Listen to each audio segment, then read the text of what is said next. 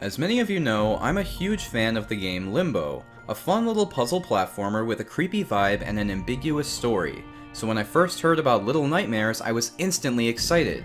Little Nightmares is a fun little puzzle platformer with a creepy vibe and an ambiguous story, but in 2.5D with an almost Tim Burton-esque claymation style. It's delightfully twisted and nails that atmosphere, but it may show its influences a bit too proudly for its own good.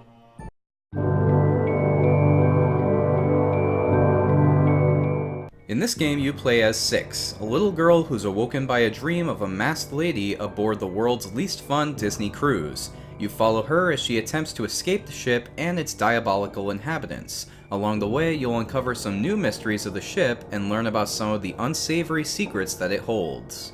Right off the bat, I want to say how much I love the art style here. It's dark, creepy, dirty, and just plain insane. The way the ship tilts back and forth throughout the whole game gives everything a sense of unease. The environment is really well done and adds to the vibe, but it's the character models and animations that really shine here.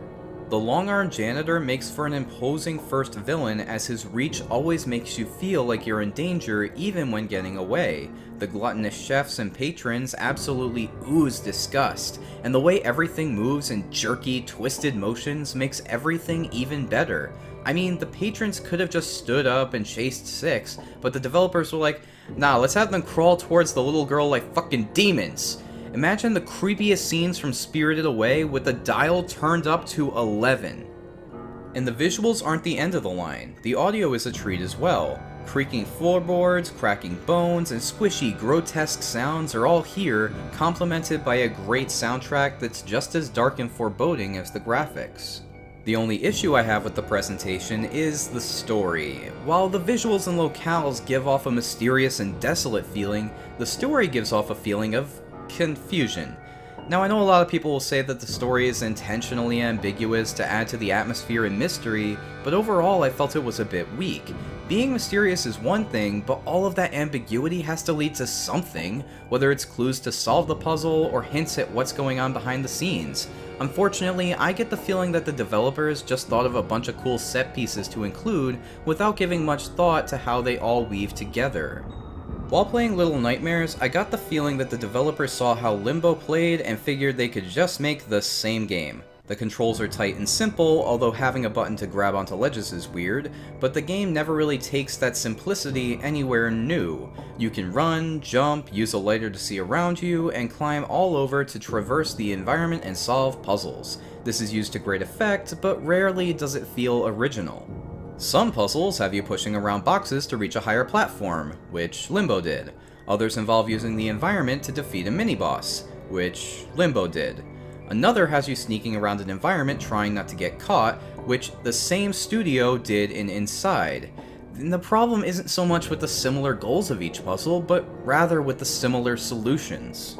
The controls and strategies used to solve puzzles in this game aren't exact copies of Limbo and Inside, but they're pretty damn close.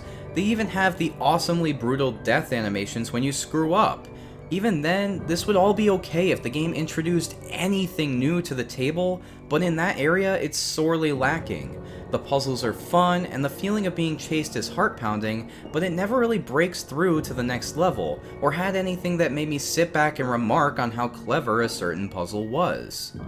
That's not to say the game is without any originality. The swaying of the ship is an aesthetic element, but also a gameplay one, as certain things swing or slide around with the ship, bringing some outside-the-box thinking to the table.